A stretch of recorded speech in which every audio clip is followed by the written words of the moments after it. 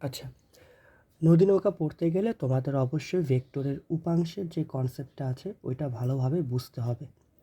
উপাংশটা হচ্ছে, মনে করো তোমার কাছে দুইটা ভেক্টর আছে, একটা ভেক্টর এ আর একটা ভেক্টর বি, এবং এদের মধ্যবর্তী কোণ হচ্ছে থিটা। তাহলে আমরা সবাই জানি এ বরাবর বি এর অভিক্ষেপ হবে বি কস থিটা, এবং যদি উল্টা করে বলা হয় বি বরাবর এ এর অভিক্ষেপ হবে এ কস থিটা, অর্থাৎ যেই দিক বরাবর কোণ সেই দিক বরাবর কস থিটা। এখন যদি বলা হয়তো এ এর যে লম্ব দিকটা আছে, মনে করো এই অক্ষটা হচ্ছে এক্স অক্ষ, তাহলে এক্স হলে এই অক্ষটা তো আমার অবশ্যই ওয়াই অক্ষ হবে। এখন যদি তোমাকে প্রশ্ন করতো যে ভাই এ এর দিক বরাবর মানে এক্স অক্ষ বরাবর বি এর অভিক্ষেপ হচ্ছে বি কস থিটা, তাহলে ওয়াই অক্ষ বরাবর বি এর অভিক্ষেপটা কত হবে, বা এ এর লম্ব দিকে বি এর অভিক্ষেপটা কত হবে, তখন তুমি কি বলবা? তুমি বলবা যে ভাই আগের মতোই বি কস, দেখো এই কোণটা কত, 90 মাইনাস থিটা না, পুরা কোণটা 90, এটা থিটা, তাহলে এটা হবে কি 90 মাইনাস থিটা, তাহলে বি কস 90 ডিগ্রি মাইনাস থিটা। তার মানে কি? তার মানে হচ্ছে বি সাইন থিটা। অর্থাৎ আমরা খুব সহজ করেই বলতে পারি যে যেই দিক বরাবর কোণ থাকবে আমরা সেই দিক বরাবর ভেক্টরের উপাংশ বা লম্ব বিক্ষেপ নেওয়ার সময় কস থিটা নিব, এবং তার লম্ব দিকে আমরা সবসময় সাইন থিটা নিব। ঠিক আছে?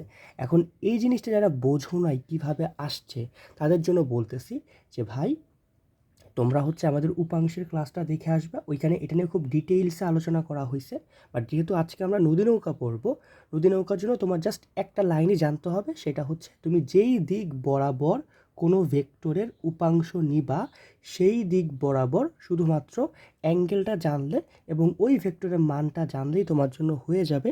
তুমি কি করবা? বি কস থিটা মানে ওই ভেক্টরের মান ইনটু কস ওদের মধ্যবর্তী কোণ। একটা উদাহরণ দেখাই, তারপর আমরা নদী নৌকায় শিফট করব। মনে করো তোমাকে বলা হয়েছে এ একটা ভেক্টর, সেটা হচ্ছে তোমার 5 নিউটন, এবং এই একটা ভেক্টর সেটা তোমার হচ্ছে 7 নিউটন, অ্যান্ড এই দিকে একটা ভেক্টর তোমার আছে মনে করো 8 নিউটন। আমি ধরলাম এই যে এই দিকটা হচ্ছে আমাদের এক্স অক্ষ,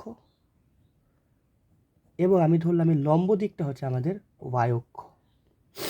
ওকে, এটা হচ্ছে আমাদের ওয়াই অক্ষ। তো খেয়াল করে দেখবা এই 5 নিউটন বলটা তোমার পুরোপুরি এক্স অক্ষ বরাবর আছে। 8 নিউটন বলটার এই কোণটা আমি বললাম 30 ডিগ্রি। ঠিক আছে, 30 ডিগ্রি বলে দিলাম। আর এই কোণটা তোমার কত হবে ভাই? 60 ডিগ্রি হবে। আর দেখো 7 নিউটন বলটা কিন্তু তোমার ওয়াই অক্ষ বরাবরই আছে। এখন যদি তোমাকে কেউ বলে যে ভাই 5 নিউটন বলের এক্স অক্ষের দিকে উপাংশ কত, তুমি খেয়াল করো 5 ইন্টু কস এক্স অক্ষের সাথে 5 নিউটনের কোণ কত? ভাই এক্স অক্ষ যেই দিকে 5 নিউটন বলটা কাজ করতেছে সেই এক্স অক্ষের দিকেই, তাহলে মধ্যবর্তী কোণ কত? 0 ডিগ্রি না? জি ভাই 0। সমান সমান তুমি কি লিখবা? 5 ইন্টু কস 0-এর মান হচ্ছে 1 সমান সমান 5। তার মানে এই এক্স অক্ষ বরাবর 5 নিউটন বলের উপাংশ হচ্ছে তোমার 5। বুঝলা? আচ্ছা, এখন বলো তো ভাই, তাহলে এই 5 নিউটন বলের ওয়াই অক্ষ বরাবর উপাংশ কত হবে? ভাই দেখো 5 নিউটন এবং ওয়াই অক্ষের মধ্যবর্তী কোণ তোমার 90 ডিগ্রি, তাহলে হবে 5 ইন্টু কস 90 ডিগ্রি। তুমি সমান সমান কী লিখবা? কস 90-এর মান তোমার হচ্ছে 0, তাহলে 5 ইন্টু 0 সমান সমান 0। অর্থাৎ এই বরাবর 5 নিউটন বলের কোনো উপাংশ কাজই করতেছে না, 0। ঠিক আছে, উপাংশের পরিমাণ তোমার 0। এখন যদি তোমাকে বলে এই যে 8 নিউটন বলটা আছে এইটার এক্স অক্ষ বরাবর উপাংশ কত, তুমি কি বলবা? তুমি বলবা যে ভাই 8 ইন্টু কস 30 ডিগ্রি সমান সমান কত হবে? দেখো 8 ইন্টু কস 30-এর মান তোমার হচ্ছে √3/2, কাটাকাটি করলে তোমার হবে 4√3। এখন ভাই এই 8 নিউটন বলের ওয়াই অক্ষ বরাবর উপাংশ কত হবে? খেয়াল করো, তুমি এক্স অক্ষ বরাবর বের করছো, আর এই এক্সের লম্বে বা এক্সের উপর লম্বভাবে অবস্থান করতেছে তোমার ওয়াই অক্ষটা। তাই তুমি এখানে ডিরেক্ট লিখতে পারতা 8 সাইন 30, এটা লিখলেও চলতো, অথবা তুমি এইটাও লিখতে পারতা 8 কস 60 ডিগ্রি। বলবা ভাইয়া কস 60 ডিগ্রি কীভাবে আসলো? দেখো এই কোণটা 30 হইলে এই কোণটা অবশ্যই 60 ডিগ্রি হবে, কারণ পুরা কোণটা তো 90 ডিগ্রি, ঠিক না?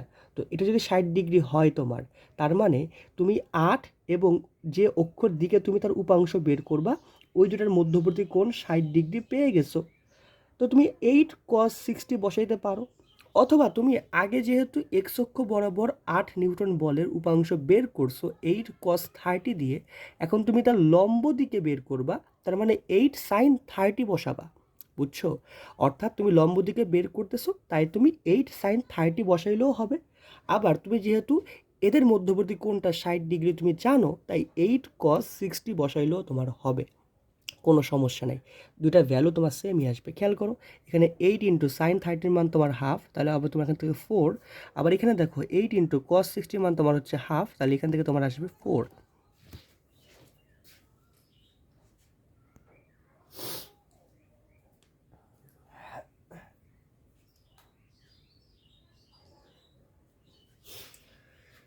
এখন বলো তো, এই 7 নিউটন যে বলটা আছে, এই বলের এক্স অক্ষ বরাবর উপাংশ কত? ভাই 7 cos 90 ডিগ্রি, তার মানে কোনো উপাংশ নাই, শূন্য। আর ওয়াই অক্ষ বরাবর উপাংশ কত হবে? 7 cos 0 ডিগ্রি, তার মানে হচ্ছে 7, মানে পুরা উপাংশটাই ওয়াই অক্ষ বরাবর কাজ করবে। বুঝতে পারলাম? ভাইয়া পারবা না? আচ্ছা, পারা যাবে। এখন শুনো, আমরা এখন নদী নৌকায় ব্যাক করব।